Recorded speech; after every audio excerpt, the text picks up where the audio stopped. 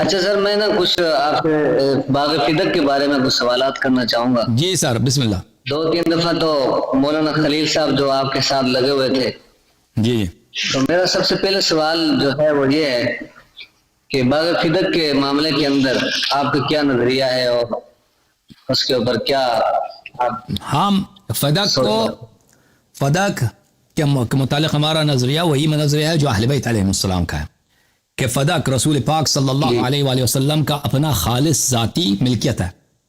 یہ گورنمنٹ کا مال نہیں ہے، یہ مسلمانوں کا مال نہیں ہے. جو انسان کا خالص مال ہے نا، یہ میں نے اپنے پیسے سے پین خریدی ہے، اب یہ میں نے کوٹ اپنے پیسے سے خریدی ہے، اب میری مرضی ہے پین میں یا کوٹ کسی کو دے دوں یا پہنوں نہ پہنوں، میری مرضی. اسی طرح یہ رسول پاک صلی اللہ علیہ وسلم کی ذاتی ملکیت تھی. انہوں نے اپنے حیات میں صدیقہ طاہرہ سلام اللہ علیہ کو تملیک اور ہبہ کرایا تھا اللہ کے حکم سے، اور یہ ایک بہت وسیع سرزمین تھی، اس کے درآمد بہت تھی. حضرت زہرا سلام اللہ علیہ نے فدق کو اور فدق کی آمدنی کو رسول پاک صلی اللہ علیہ وسلم کے اختیار میں رکھا تھا. پیغمبر صلی اللہ علیہ وآلہ وسلم فدق کی آمدنی سے مسلمانوں کے امور اور اپنی اہل عیال کا خرچہ چلاتے تھے.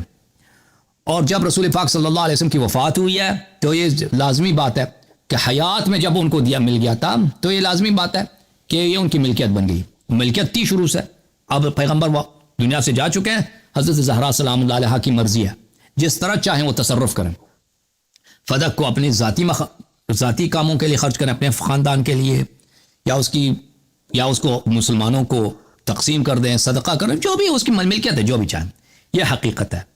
اور خلیفہ وقت نے جب دیکھا کہ حکومت کا خرچہ تو سب تو پیغمبر صلی اللہ علیہ وسلم فدق سے چلاتے تھے، اگر یہ پیسہ امیر المؤمنین علی علیہ السلام کے ہاتھ میں اور زہرا سلام اللہ علیہ کے ہاتھ میں ہو تو یہ تو ان کا مقابلہ پر ہم نہیں کر سکیں گے. کیونکہ اگر ایک خاندان ہے، اس کے پاس علم بھی ہے، اس کے پاس عزت بھی ہے، رسول پاک صلی اللہ علیہ وسلم کے اصلی جانشین بھی ہیں وہی ہیں، اور ہم نے ان کا خلافت غصب کیا ہے، اگر ان کے پاس مال دنیا بھی کثرت سے ہوں تو بلا ہماری حکومت نہیں چل سکتی. وہ ایک ایسی اپوزیشن پارٹی یہاں پہ ہوگی جو بہت ہی طاقتور ہوگی. لذا انہوں نے فدق پہ قبضہ کر لیا اور یہ جھوٹی حدیث بنا دی کہ ان معاش الانبیاء لا نورث ما ترکنا صدقہ. یہ فدق ہبہ نہیں ہے، رسول پاک صلی اللہ علیہ وسلم کی ذاتی ملکیت ہے، اور ان کی ذاتی ملکیت کی میراث نہیں ہوتی بلکہ یہ صدقہ بن جاتا ہے، جو حاکم وقت ہے اس کو مل جائے گا. جی ہمارا موقف یہ ہے. تو ہمارا موقف یہ ہے کہ حضرت زہرا سلام اللہ حق پر ہیں اور ابو بکر اور عمر جو ہیں اس مسئلے پر وہ غاصب تھے. اچھا، یہ جو آپ نے ابھی بات کی ہے کہ جو ہے نا انہوں نے باغ فدق غصب کیا تھا اور ایک جھوٹی حدیث گھڑی تھی، تو اس کے بارے میں یہ بتاؤں گا، کہنا چاہوں گا کہ یہ آپ کی معتبر ترین کتابیں ہیں. میں اپنی کسی حدیث سے حوالہ نہیں دوں گا کیونکہ آپ ہماری حدیث کی کتابوں کو مانتے ہیں. جی تو میں آپ کی معتبر ترین کتابوں سے جو ہے نا اس کے 2-3 حوالے دینا چاہوں گا. کتاب کا نام ہے کافی. امام جعفر علیہ السلام نے فرمایا بے شک علماء دین انبیاء کے وارث ہیں، اور اس کے لیے انبیاء نے کسی کو درہم دینار کا وارث نہیں بنایا، اور بے شک انبیاء نے شریعت کی باتوں کا وارث بنایا ہے، بس جس نے اس میں لے لیا اس نے بڑا نصیب حاصل کیا. تو یہ کافی کی روایت ہے، تو اس کے بارے میں آپ کیا کہیں گے؟ جی تو آپ کی خدمت میں عرض یہ ہے کہ یہ کافی کے دیکھیں، کافی کی جو بات ہے نا کہ ان الانبیاء لم یورثوا درہما ولا دینارا، یہ امت کی بات ہو رہی ہے، امت کی بات ہو رہی ہے کہ انبیاء علیہ السلام بالخصوص رسول پاک صلی اللہ علیہ وسلم نے امت کے لیے پیسے نہیں چھوڑے. یہ ان کی اپنی اکلوتی بیٹی کہ ان کی وفات کے وقت، شہادت کے وقت رسول پاک صلی اللہ علیہ وسلم کی دوسری بیٹیاں دنیا سے جا چکی تھیں اور ایک ہی بیٹی قید حیات میں تھی، ان کے متعلق نہیں ہے. ملاحظہ فرمائیے حدیث میں قرائن بہت اس بات کے، اور میں آپ کو دکھاؤں گا. اصول کافی جلد نمبر 1 کتاب العلم میں صفت العلم وفضلہ وفضل العلماء، باب صفت العلم وفضلہ وفضل العلماء. حدیث نمبر 2 میں یہاں پر حدیث یہ ہے، پوری طرح پڑھیں، ان العلماء ورثۃ الانبیاء، علماء انبیاء علیہ السلام کے وارث ہیں. وذاک ان الانبیاء لم یورثوا درہما ولا دینارا، انبیاء علیہ السلام نے علماء کے لیے، امت کے لیے درہم و دینار نہیں چھوڑا، نہ درہم نہ دینار، نہ سونا نہ چاندی، درہم سونے چاندی، دینار سونا. وانما اورثوا احادیث من احادیثهم، انہوں نے کیا میراث پہ چھوڑی ہے؟ حدیث. علماء کی بات ہو رہی ہے، امت کے علماء کی بات ہو رہی ہے. فمن اخذ بشيء منها فقد اخذ حظا وافرا. پس جو بھی شخص ان احادیث میں سے کچھ سیکھ لیتا ہے تو اس نے ایک بہت بڑی نعمت پہ اس کو ایک بہت بڑی نصیب ملی ہے. فانظروا علمکم عمن تاخذونه. پس تم یہ دیکھو کہ تم یہ احادیث کس سے لیتے ہو, کیونکہ انبیاء علیہ السلام کی واحد میراث امت کے لیے, علماء کے لیے کیا احادیث ہے, فقہ نہیں ہے. فقہ جو فقہ کہا جاتا ہے نا, یہ فقہ بناوٹی فقہ ہے, علم اصول نہیں ہے, احادیث ہے. احادیث کن سے لیتے ہو؟ فإن فينا أهل البيت عليهم السلام في كل خلف عدولا ينفون عنه تحریف الغالین. ہم اہل بیت علیہم السلام میں ہر زمانے میں ایسے لوگ ہوں گے کہ وہ غلات کی تحریف, زیادہ غالین سے مراد یہاں پر یہ ہے کہ حد سے جو تجاوز کرتے ہیں, جو لوگ حد سے تجاوز کرتے ہیں ان کی تحریفات کو, ان کے چینجز کو وہ باطل کر دیتے ہیں. وانتحال المبتلین, اور وہ اس بات کی ابطال کر دیتے ہیں کہ مبتل اہل باطل آ کے ادعا کرتے ہیں کہ ہم حق راستے پر ہیں, اس کی بھی وہ نفی کرتے ہیں. وہ تعویل الجاہلین, اور ان کا تیسرا کام کیا ہے کہ جاہل حضرات جو قرآن کو لیں گے, سنت کو لیں گے, اس کے غلط معنی پیش کریں گے, قرآن سے تقلید ثابت کریں گے, قرآن سے اجتہاد ثابت کریں گے, فلان فلان, اس کی تعویلات چاہے قرآن چاہے سنت اس کی نفی کریں گے. تو یہاں پر بات ان کے گھرانے کی نہیں ہو رہی ہے, علماء کی بات ہو رہی ہے. ملاحظہ فرمائیے یہ کتاب ہے الفروع من الکافی, جز نمبر 7, چاپ دار الکتب العلمیہ, دار الکتب الاسلامیہ.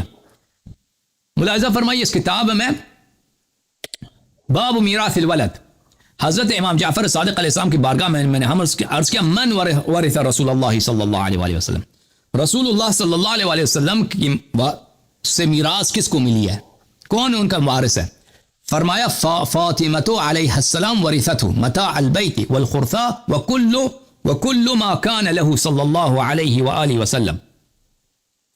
حضرت فاطمہ زہرا سلام اللہ علیہ نے ان کو میراث ملی متاع البیت, بیت گھر میں جو سامان ہوتا ہے, متاع البیت, والخرثاء وہ بھی گھر میں جو سامان وغیرہ ہوتے ہیں, وكل ما كان له, اور جو جتنے بھی جو بھی رسول پاک صلی اللہ علیہ وآلہ وسلم کی جو ملکیت ہے وہ حضرت زہرا سلام اللہ علیہ ان کی میراث ہے. ملاحظہ بھلی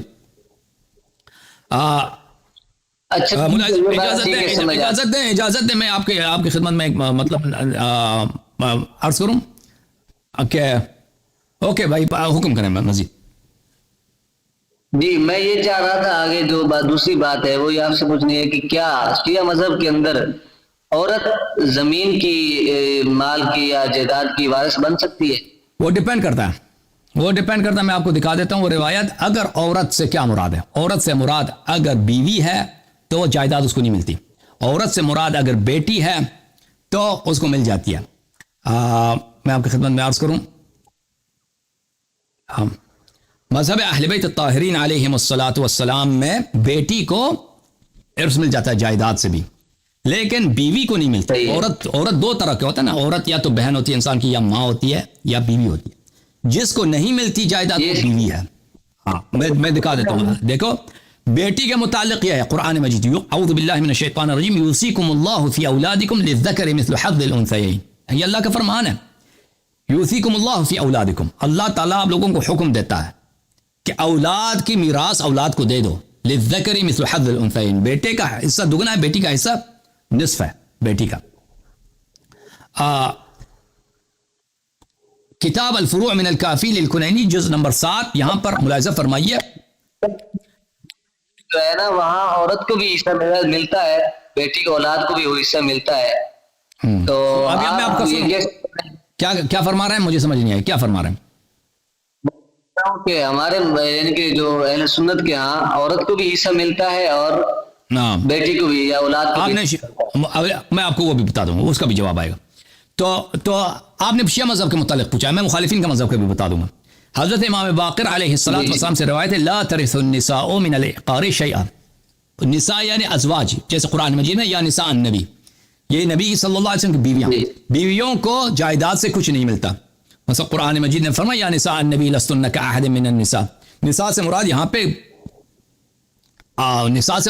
بیٹیاں نہیں ہیں, نساء سے مراد یہاں پر وائفز ہیں. ملاحظہ فرمائیے الفروع من الکافی جلد نمبر 7, چاپ دار الکتب الاسلامیہ, یہاں پر روایت کرتے ہیں امام باقر یا امام جعفر صادق علیہ السلام ایک میں سے, ان المرأة لا ترث من ترکت زوجها من تربت دار او الارض, عورت کو اپنے شوہر کے ترکہ سے، اپنے شوہر کی میراث سے زمین کی مٹی نہیں ملتی، اور یہ چیزیں نہیں ملتی. الا ان يقوم الطوب والخشب قيمة فتعطى ربعها او ثمنها ان كان لها ولد من قيمة الطوب والجذوع والخشب.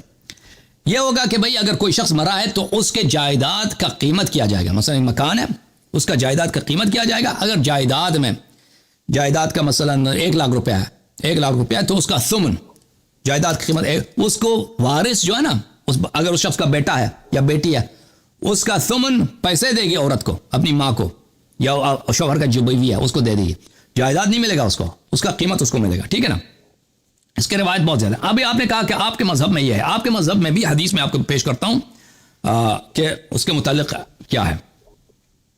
میں نے یہ کچھ سوالات لکھے ہیں، تو ایک دفعہ مجھے سوالات کے اوپر تھوڑا سے روشنی ڈال دیں. ایک منٹ میں آپ کو بتا دیتا ہوں بھائی صاحب، ایک منٹ مجھے اجازت دیں. وہ بخاری میں بھی حدیث ہے کہ ان ازواج نبی صلی اللہ علیہ وآلہ وسلم انہوں نے جب قیمت کا مطالبہ کیا تھا تو انہوں نے بھی ابو بکر سے، انہوں نے جب میراث کا مطالبہ کیا تھا تو انہوں نے ابو بکر سے قیمت مانگی تھی، خود جائیداد نہیں طلب کیا تھا. میں آپ کو بخاری کا بھی دکھا دیتا ہوں، بخاری میں بھی یہی ہے. ایک منٹ اگر مجھے مل جائے تو. بخاری کی وہ روایت ابھی مجھے نہیں مل رہا ہے، لیکن وہ بخاری میں ہے کہ ازواج نے بھی قیمت طلب کیا تھا. جی ٹھیک ہے. یہ جو مال ہے، یہ فدیہ کا جو مال تھا، یہ مال غنیمت تھا یا مال فے تھا؟ فے بھی غنیمت ہوتی ہے نا. فے غنیمت میں کیا فرق ہے؟ فے بھی غنیمت ہے، غنیمت بھی غنیمت ہے. بس دو چیزیں ہوتی ہیں نا. فے اور غنیمت ایک ہی ہے. فے اور غنیمت میں 2 قسم کی ہوتی ہیں. ایک ہوتا ہے جنگ کے ذریعہ حاصل ہوتا ہے، ایک بغیر جنگ کے. تو فدق جو تھا بغیر جنگ، وہ فے، وہ بغیر جنگ کے پیغمبر صلی اللہ علیہ وسلم کو ملا تھا. جو مال فے ہے تو اس کے حقدار قرآن کی روح سے، قرآن اور حدیث کی روح سے کون لوگ ہیں؟ اگر بغیر جنگ کے ہو تو وہ صرف پیغمبر. اگر جنگ کے ساتھ ہوا ہو نا تو اس کا 1/5 پیغمبر صلی اللہ علیہ وسلم کا ہے، باقی مسلمانوں کا جنہوں نے جنگ کیا ان میں تب بانٹا جائے گا. صحیح ہے. تو یہ جو قرآن کی آیت ہے، سورۃ حشر کی آیت نمبر 7، اس کے اندر جن لوگوں کا ذکر کیا گیا ہے، کیا اس کے اندر صرف جو ہے نا حضرت فاطمہ کے علاوہ اور کوئی اور بھی شامل ہے یا کوئی اور نہیں شامل؟ میں آپ کو دکھا دیتا ہوں، ایک منٹ. ابھی میں وہ حدیث دکھاؤں، میراث والی حدیث دکھاؤں. یہ کیا ہے؟ یہ کتاب صحیح بخاری ہے. ملاحظہ فرمائیں، صحیح بخاری چھاپ دار احیاء التراث العربی، کتاب چھپی ہے دار احیاء التراث میں سنہ 2001 میں. یہاں پر کتاب المغازی ہے. اچھا، اللہ آپ کا بھلا کرے. باب کون سا ہے؟ باب حدیث بنی النضیر. اچھا، یہاں پر جی 4034 حدیث نمبر 4034. بل روایت ہے ان عائشہ سے روایت ہے، ارسل ازواج النبی صلی اللہ علیہ وآلہ عثمان الی ابی بکر. ازواج نبی صلی اللہ علیہ وآلہ وسلم نے عثمان کو ابو بکر کے پاس بھیجا ہے. یسألنہ ثمنہن مما افاء اللہ علیہ علی رسولہ صلی اللہ علیہ وآلہ. انہوں نے ابو بکر سے قیمت مانگی ہے. ثمنہن، جو پیغمبر صلی اللہ علیہ وسلم کو اللہ نے ملکیت دی تھی چیزوں کی، جائیدادوں کی، انہوں نے قیمت مانگی ہے. ٹھیک ہے نا. انہوں نے خود مطالبہ نہیں کیا تھا کہ ہمیں باغات وغیرہ میں سے دے دو، اس کی قیمت دے دو. تو آپ کے مذہب میں بھی یہی ہے کہ ازواج کو صرف قیمت ملتی ہے. اوکے. اب آپ نے سوال کیا ہے پائی کے متعلق. اچھا،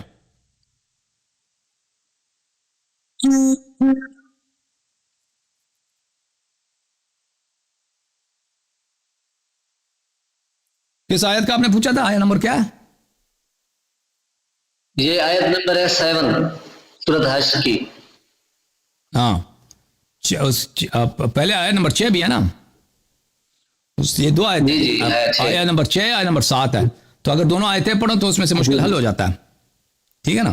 تو یہاں پہ 2 آیتیں ہیں. دیکھیں میرے عزیز، 2 آیتیں، ایک آیت نہیں ہے. ایک صرف آپ لوگ جو ہے نا، آپ کے مولوی حضرات آیت نمبر 7 کو تو کوٹ کرتے ہیں، آیت نمبر 6 کو کوٹ نہیں کرتے. آیت نمبر 7 جو ہے، ہاں آیا نمبر فدق جو ہے نا بالاجماع فدق پہ لڑائی نہیں ہوئی ہے. فدق میں اور بہت سارے اور بھی علاقے تھے جو بغیر لڑائی کے پیغمبر صلی اللہ علیہ وسلم کو ملے ہیں. اوکے, فدق پہ لڑائی کوئی نہیں ہوئی ہے. تو فدق جو ہے فدق مال فے ہے, لیکن وہ فے ہے جس کی لڑائی نہیں ہے, اور وہ آیت نمبر 6 ہے. وما افاء اللہ, جو اللہ تعالیٰ نے پلٹا دیا ہے علی رسول, یعنی جو اللہ نے عطا کیا ہے رسول اللہ صلی اللہ علیہ وسلم کو, منہم یعنی من اہل القرى, مختلف قریہ والوں سے, مختلف گاؤں سے یا مختلف آبادیوں سے, علاقے جو اللہ نے دیا ہے. اچھا یہ کیوں بھائی یہ یہاں پہ ضمیر ہے, ضمیر مابعد کی طرف جاتا ہے؟ تو اس کی وجہ یہ ہے کہ آیت میں تقدیم تاخیر ہے, علماء نے بتا دیا.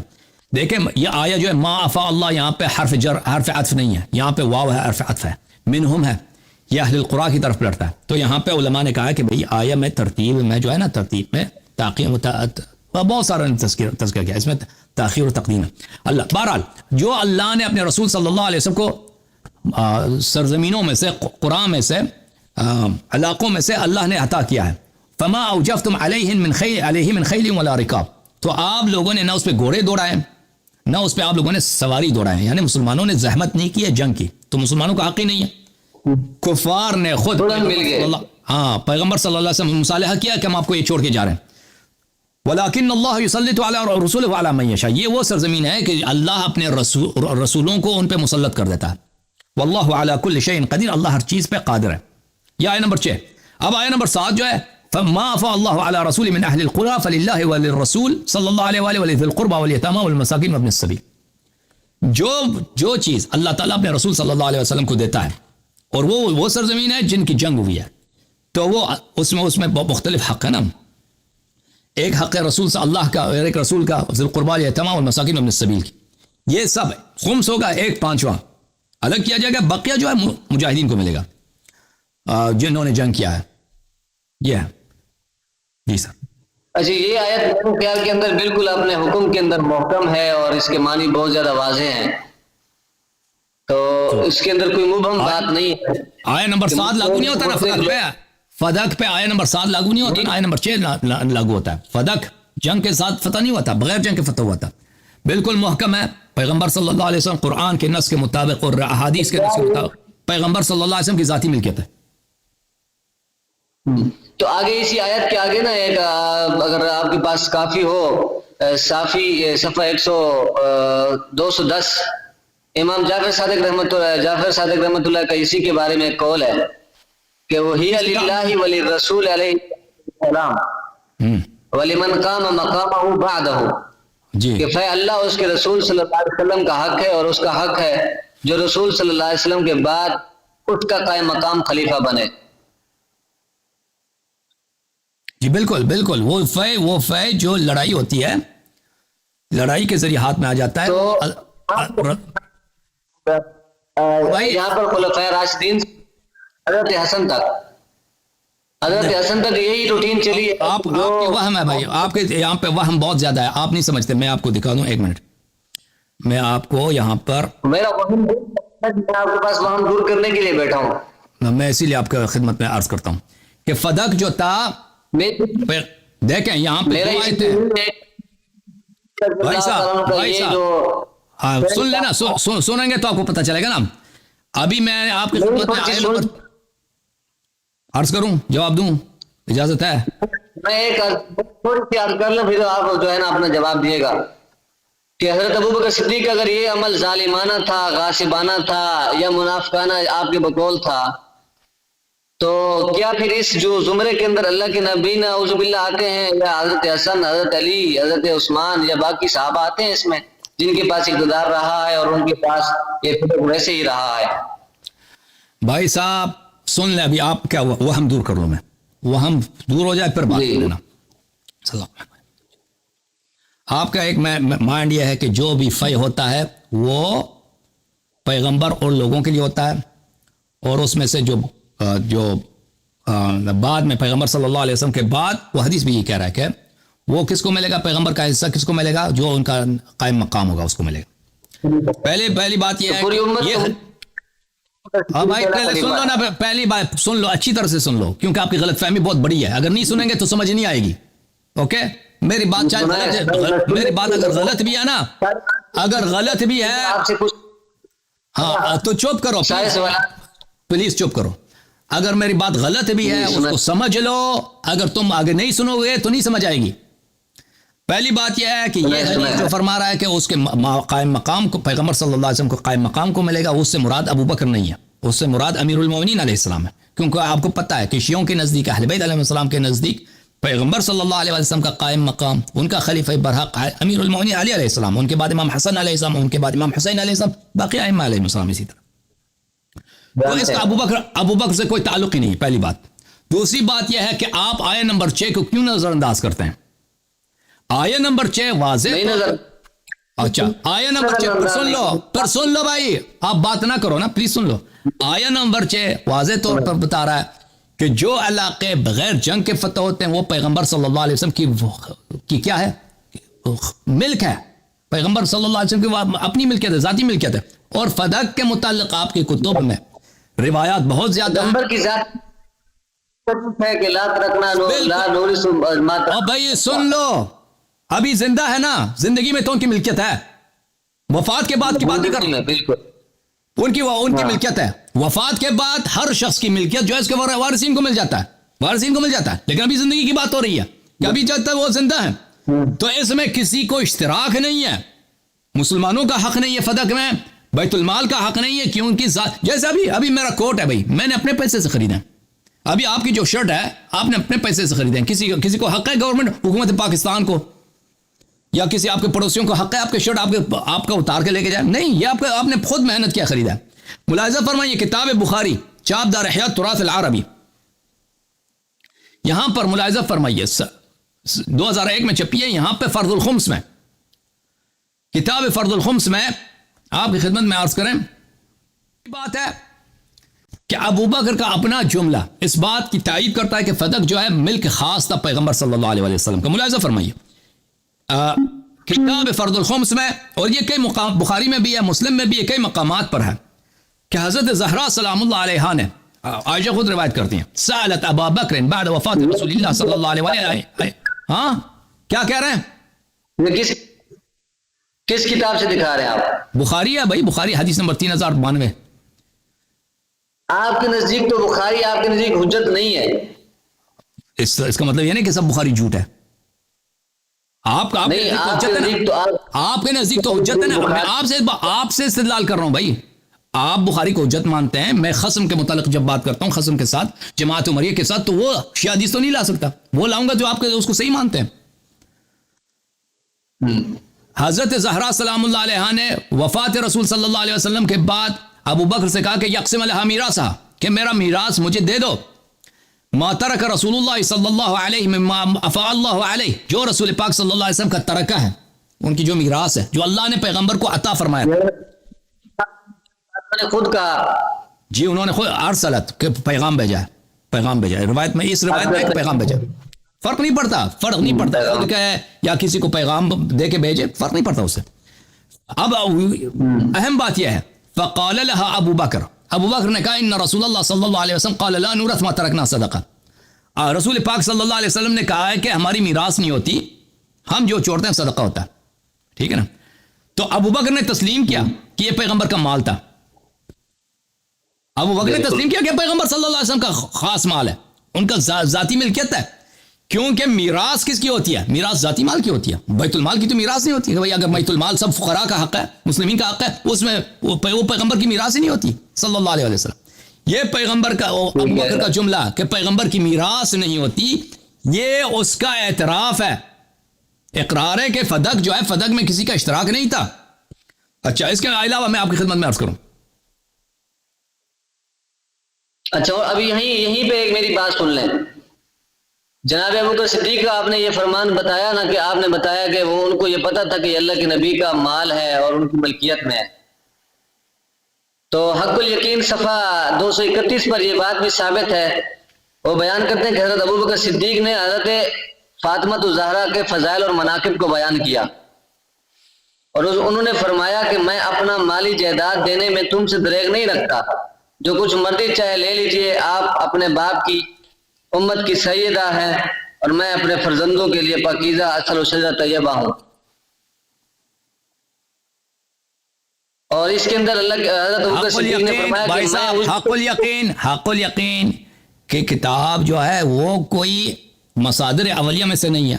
اس میں اکثر روایات وہ مخالفین کے لے کے آتے ہیں، کیونکہ وہ کتاب یہ اس لیے لکھی گئی ہے کہ مخالفین پہ استدلال کرنے کے لیے فدق کے معاملے میں.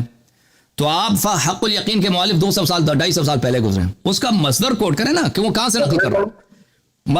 مصدر وہ جماعت عمریہ کے کتب سے نقل کر رہے ہیں، جماعت عمریہ کے کتب سے نقل کر رہے ہیں، اس کو کسی شیعہ حدیث کے طور پہ پیش نہ کرو. ابھی مثلا میں مودودی صاحب کا کتاب آپ کو کوٹ کر سکتا ہوں کہ مودودی صاحب نے اپنے کتاب میں یہ حدیث نقل کیا.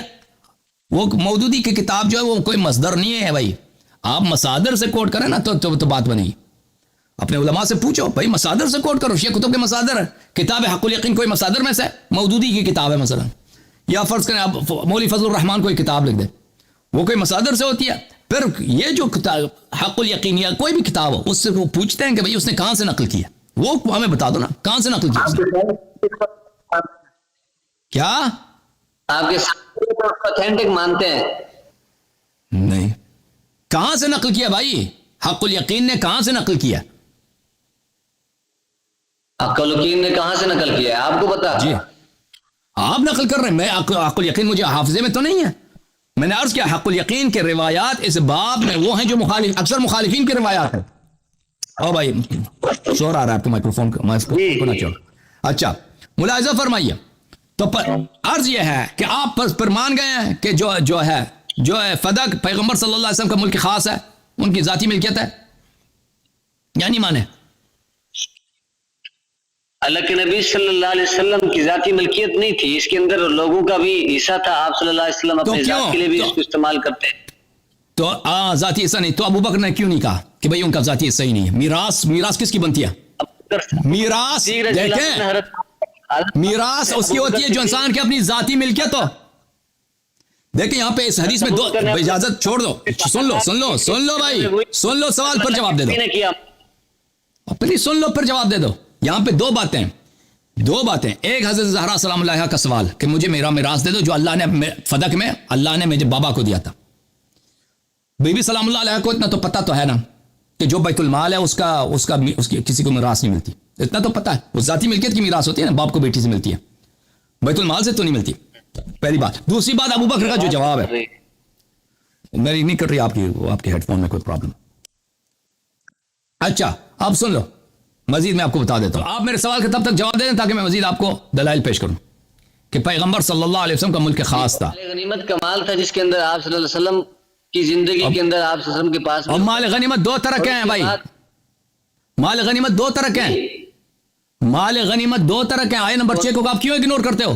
مال غنیمت اگر اس میں جنگ ہو تو اس میں مسلمانوں کی شرکت ہے، اگر جنگ نہیں ہے تو اس میں مسلمانوں کی شرکت نہیں ہے. ہاں تو جس میں شرکت نہیں ہے اسی کی میں بات کر رہا ہوں. تو پھر یہ تو خالص پیغمبر کیا ہے، تو آپ کیوں کہہ رہے ہیں کہ اس میں مسلمانوں کا بھی حق ہے؟ آپ نے بتایا مال فے اور مال غنیمت دونوں ایک ہی چیز ہے. پہلے آپ سے میں نے یہی پوچھا تھا. نہیں مال ہے یہ مال فدر. بھائی فے اور غنیمت اسی کو ایک کہتے ہیں. اس کے دو قسم ہیں بھائی، فے اور غنیمت ایک ہی چیز ہے. فے اور غنیمت کے دو قسمیں ہیں. فے کس کو بولتے ہیں؟ فائدہ کو بولتے ہیں عربی زبان میں. وَأَنَّمَا غَنِمْتُم مِّن شَيْءٍ فَإِنَّ لِلَّهِ خُمُسَهُ وَلِرَسُولِهِ فے اور غنیمت کے دو اقسام ہیں. میں نے آپ کو شروع میں کہا تھا کہ آپ سن لیں میری باتوں کو، سمجھ آ جائے تاکہ پھر مجھے غصہ نہ آئے. آپ نے کہا تھا کہ میں سن رہا ہوں. میں نے آپ کو کہا تھا کہ اچھی طرح سے سن لیں. دیکھیں آپ نے سب کا ٹائم ضائع کر رہے ہیں. فے اور غنیمت کے دو اقسام ہیں. میں نے آپ کو آیت دکھا دیا کہ اگر فے میں جنگ نہ ہو، وہ فے وہ غنیمت جو جنگ نہ ہو وہ خالص پیغمبر صلی اللہ علیہ وسلم کی مال ہوتی ہے. قرآن کا نص ہے. تو اب مجھے بتاؤ کہ اس کے باوجود تم کیوں کہ فدق میں اگر کوئی جنگ ہوئی تو ہمیں وہ جنگ دکھاؤ. اگر تم آیت نمبر 6 کو مانتے ہو تو پھر کیوں کہتے ہو کہ اس میں مسلمانوں کا بھی حق ہے؟ میری بات سنیں. جو مال غنیمت ہے اس کا ذکر قرآن کے اندر علیحدہ ہے.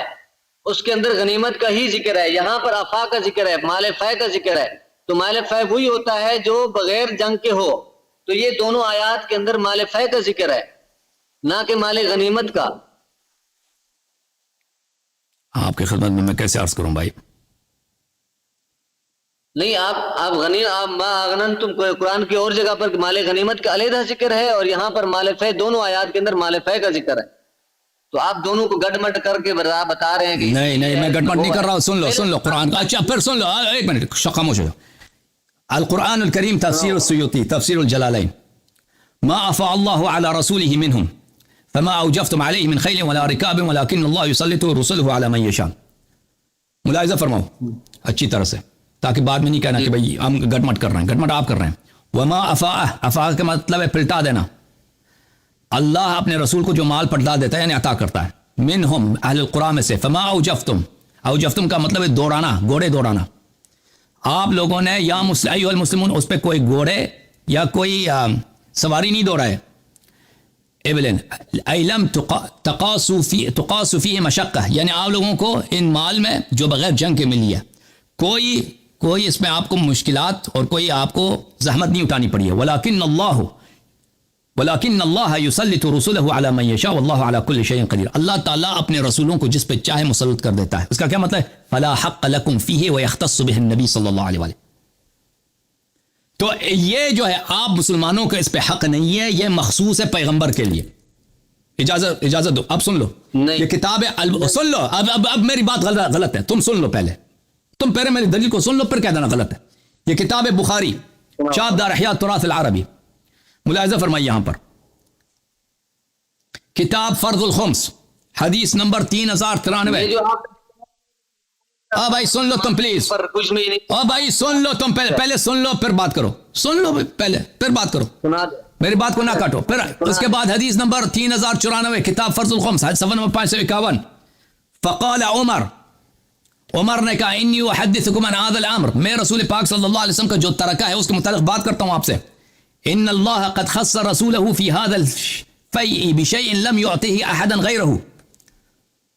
اللہ تعالیٰ نے اس فیء میں سے پیغمبر صلی اللہ علیہ وسلم کو مخصوص کیا تھا, کسی کو اس فیء سے کسی کو نہیں ملا تھا. ثم قرأ وما افاء اللہ علی رسوله منهم الى قوله قدیر. پس اسی آیت نمبر 6 سورہ حشر آیت نمبر 6 کی تلاوت کی عمر نے. فکانت هذه خالصة لرسول اللہ صلی اللہ علیہ وآلہ وسلم. یہ مال خود عمر کا ہے, یہ فیض جو تھا خالص پیغمبر کا تھا صلی اللہ علیہ وسلم, اس میں کسی کا مشارکت نہیں تھا. اب اسی کو دیکھو, اب میں نے غلط ترجمہ نہیں کیا ہے, یہ صحیح بخاری ہے, حماد صاحب کا ترجمہ ہے, جلد نمبر 3 ہے, چاپ دار السلام ہے, کتاب بیان فرض الخمس حدیث نمبر 3094. اب آپ کو عربی نہیں سمجھ آتی تو کم از کم اپنا ترجمہ سن لو. عمر نے فرمایا میں تمہیں اس کے متعلق کو, بھائی سن لو, بھائی تم سن لو, تم سیکھ لو, تم سن لو, آتا ہوتا تو کال نہ کرتے. ہاں بھائی سن لو پلیز, نہ کاٹو. میں حدیث پڑھوں تم نہ کاٹو بلا وجہ, انٹرپٹ نہ کرو. میں تمہیں اس کے متعلق کچھ وضاحت بیان کرتا ہوں کہ اللہ تعالیٰ نے اس فیء کے مال میں اپنے رسول صلی اللہ علیہ وسلم کو خاص کیا, اس میں آپ کے علاوہ کسی اور کو کچھ نہیں دیا. پھر آپ نے یعنی عمر نے آیت فیء تلاوت فرمائی. اللہ یعنی آیت نمبر 6 آیت اللہ تعالیٰ نے ان میں سے اپنے رسول صلی اللہ علیہ وسلم پہ عطیہ فرمایا. تم لوگوں نے اس پر بھائی چپ کرو, تم لوگوں نے اس پر اونٹ گھوڑے نہیں دوڑائے, لیکن اللہ اپنے رسولوں کو جس شخص پر چاہے قبضہ دے دیتا ہے. اللہ ہر چیز پر خوب قدرت رکھنے والا ہے. گویا فیء کا مال خالص پیغمبر صلی اللہ علیہ وسلم کا حصہ تھا. یہ آپ لوگوں کا اپنا ترجمہ, میرا ترجمہ نہیں ہے. اچھا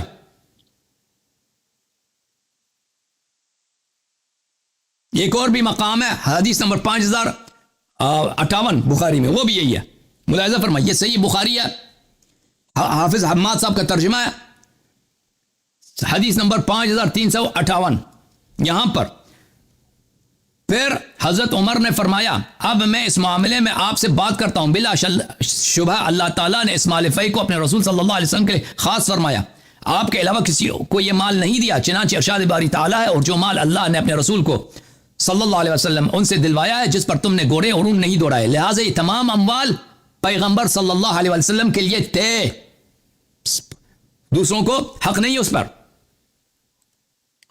اچھا آپ سن لو میں مزید ترجمہ, تاکہ آپ بالکل آپ کی طبیعت بالکل آخر تک صاف ہو جائے. صحیح بخاری ترجمہ و شرح مولوی محمد داؤد راز, جلد نمبر 4, مرکزی جمعیت اہل حدیث ہند نے یہ کتاب نشر کیا, حدیث نمبر 3094. عمر نے کہا کہ میں آپ کے لوگوں سے اس مسئلے کا شرح بیان کرتا ہوں. بات یہ ہے کہ اللہ تعالیٰ نے اپنے رسول صلی اللہ علیہ وسلم کے لیے اس غنیمت کا ایک مخصوص حصہ مقرر کر دیا تھا, جسے آن حضرت صلی اللہ علیہ وسلم نے بھی کسی دوسرے کو نہیں دیا تھا. پھر اس آیت کی تلاوت کی معاف اللہ نمبر 6 کی اللہ اور وہ حصہ آن حضرت صلی اللہ علیہ وسلم کے لیے خاص رہا. ٹھیک ہے نا. بات ہو رہی ہے اس حصے کی جس کے متعلق کوئی جنگ نہیں ہوئی. اچھا اچھا ایک منٹ اچھا یہ کتاب شرح مشکل الآثار ابو جعفر احمد ابن محمد ابن سلامہ الطحاوی حنفی کی کتاب جز نمبر 8 چھاپ مؤسسۃ الرسالہ 1994 میں کتاب چھپی ہے. حدیث نمبر 3047 صفحہ نمبر 51. اس کے ذیل میں کہتے ہیں ما عفا اللہ علی رسولہ من اہل القرى اس آیہ نمبر 7 کے ذیل میں فتأملنا ان الافیاء التي افاء اللہ عز وجل علی رسولہ صنفان صلی اللہ علیہ وسلم. اللہ تعالیٰ جو مال دیتا ہے پیغمبر کو یہ دو قسم کے ہوتے ہیں. ایک وہ ہے جو مسلمانوں میں تقسیم ہوتی ہے. دوسرا جو قسم ہے والصنف الآخر المذکور فی الآیۃ التي قبلها اور دوسرا وہ ہے جو پچھلے والے آیے میں ذکر آیہ نمبر 6 میں الحشر نمبر 6 فکان ما کان فی ذلک من الفیل رسول اللہ صلی اللہ علیہ وسلم دون الناس جميعا. جو یہ آیہ نمبر 6 والی ہے کہ بغیر جنگ کے پیغمبر کو مال ملے یہ پیغمبر کی مخصوص مال ہوتی ہے. لوگوں کے اس میں اشتراک نہیں ہوتی ہے. فکانت ملکا لا فیئا من ذلك الصنف وکانت لرسول اللہ صلی اللہ علیہ وسلم دون الناس جميعا. یہ جو بغیر جنگ کی ملتی ہے یہ پیغمبر صلی اللہ علیہ وسلم کی ذاتی مال ہوتی ہے اور کسی کو اس پہ اشتراک نہیں ہوتا. اوکے ٹھیک ہے ختم. اچھا اگر پیغمبر صلی اللہ علیہ وسلم کا ذاتی مال تھا تو جو حجرے نبی اکرم صلی اللہ علیہ وسلم کا حجرہ تھا وہ ازواج مطہرات کو ملا وہ آپ صلی اللہ علیہ وسلم کی ذاتی ملکیت میں تھا. تو پھر کیا حضرت فاطمہ بھی اس کے اندر مالک اس کے اندر حصے دار تھی کہ نہیں تھی؟ بالکل وہ ازواج دیکھیں یہ کسی بھی حدیث میں نہیں ہے کہ پیغمبر صلی اللہ علیہ وسلم نے اپنے حجرے جو بیویوں کا عطا کیا تھا. یعنی یہ آخر تک رسول پاک صلی اللہ علیہ وسلم بھائی سن لو پہلے سن لو پھر رد کرو. آپ کی راغری سن رہا ہوں. اوکے بھائی یہ آدمی نہیں سن حجرات کے متعلق میں نے ابھی تک کچھ بھی نہیں بولا. تم سن لو پہلے پھر رد کرو. ٹھیک ہے بھائی خدا حافظ. اللہ تعالیٰ آپ کو جزائے خیر دیتے. میں حجرات کے متعلق عرض کر رہا ہوں رسول پاک صلی اللہ علیہ وسلم نے اپنے حجرے ازواج کو تملیک نہیں کیا تھا کہ ازواج کو دیے تھے. یہ پیغمبر صلی اللہ علیہ وسلم کے حجرے ان کا مکان ہے ان کی پراپرٹی ہے. یہ ان کے وفات کے بعد ازواج کو نہیں ملی ہیں. یہ بھی وفات کے بعد یہ میراث بنتی ہے کس کی؟ حضرت زہرا سلام اللہ علیہ کے حق بنتی ہے. لیکن گورنمنٹ نے خلافت نے یہ کیا کہ ان کو حضرت زہرا سلام اللہ علیہ کو نہیں ملا. وہ جو بیویوں کے جو بیوت تھیں وہ بیویاں اس میں رہیں آخر تک. ٹھیک ہے نا. حالانکہ وہ بھی بیٹی کا حق ہے وہ بھی بیٹی کا حق ہے. ازواج کو اس میں سے 1/8 حصہ ملتا. یہ سب مسلمانوں میں اس مسئلے پہ اجماع ہے. ایک شخص مر جاتا ہے دنیا میں اس کی ازواج ہیں اور اس کی ایک بیٹی ہے. سب جائیداد بیٹی کو ملتا ہے سوائے 1/8 حصہ جو ازواج کو ملتا ہے. یہ اسلام کا حکم ہے. ٹھیک ہے نا. تو یہ بھی حق جو تھا حجرات بھی جو تھے یہ بھی ازواج کا حق نہیں تھا. یہ بھی حضرت زہرا سلام اللہ علیہ کا حق تھا. ازواج کو 1/8 حصہ ملتا وہ بھی کس سے؟ اس کی قیمت سے مل جاتا. جیسے ازواج نے خود ابو بکر سے قیمت مانگا تھا اپنی میراث کی. Okay thank you sir.